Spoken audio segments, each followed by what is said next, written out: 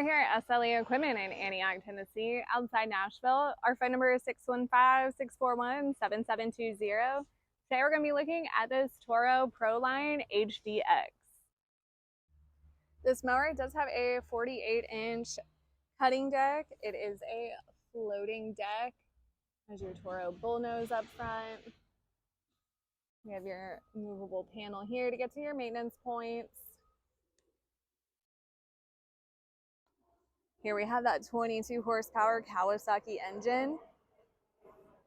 Have your fuel tank here. That's going to be a 5-gallon capacity. Around back, we do have your controls. They are twin lever controls. It does have drive assist. Here's a close-up on those controls.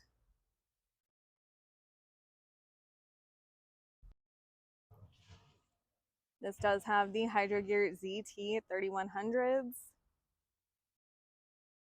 as well as aluminum spindles. Here we have your cutting height adjustment. That's going to give you heights between 1.5 inches and 4.5 inches.